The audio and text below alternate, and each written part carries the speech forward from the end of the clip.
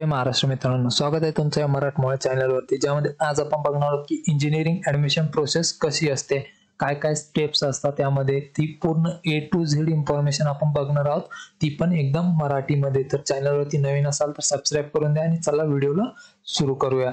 तर बघा, जी admission process असते इंजिनिअरिंग, तर त्यामध्ये सगळ्यात आधी असतं रजिस्ट्रेशन अँड फॉर्म फिलिंग.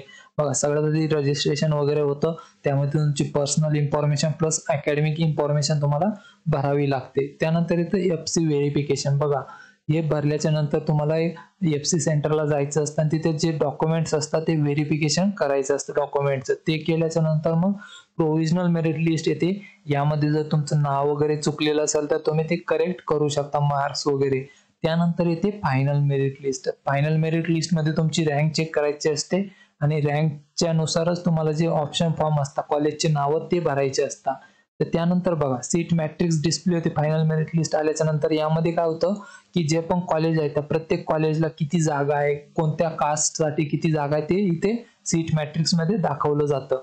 त्यानंतर इथं ऑप्शन फॉर्म. तर बघा, सीट मॅट्रिक्स बघितल्याच्या नंतर त्याच्या अकॉर्डिंग तुम्ही जे आहेत कॉलेजचे नावं तिथे भरू शकता. जे तुम्हाला वेळ दिला जाईल 2 दिवसांचा, त्यामध्ये तुम्हाला ऑप्शन फॉर्म भरायचा आहे.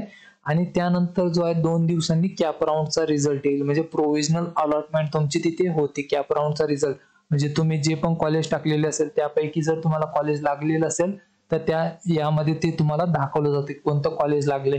त्यानंतर मग तुमच्याकडे ऑप्शन येतात की auto freeze, freeze, not freeze. म्हणजे जर समजा तुम्हाला एखादं कॉलेज लागलंय तर तुम्हाला ते जर घ्यायचं असेल तर तुम्ही फ्रीज करू शकता.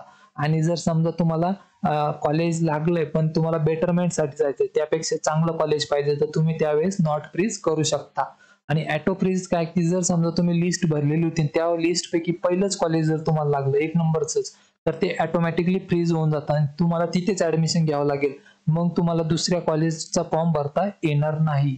आणि बघा, त्यानंतर जर तुम्ही फ्रीज केलं, समजा जर तुम्हाला ते कॉलेज पाहिजे, तर त्यानंतर तुम्हाला कॉलेजला जायचंय. जे पण तुमचे ओरिजिनल डॉक्युमेंट्स असेल ते सगळे ओरिजिनल डॉक्युमेंट्स घेऊन त्या कॉलेजला जायचंय. तिथे फी भरून तुम्ही ऍडमिशन तुमचं कन्फर्म करायचंय. बघा, आता बरेच जण विद्यार्थी विचारतात की पूर्ण फी भरायची असते का, तर बघा, ते तिथल्या प्रिन्सिपल वरती डिपेंड आहे. जर तुम्ही समजा ऍप्लिकेशन दिलं प्रिन्सिपलला का मला इन्स्टॉलमेंट पाहिजे आणि जर त्यांनी जर त्यावरती सही केली तर मग तुम्हाला इन्स्टॉलमेंट मिळून जाईल.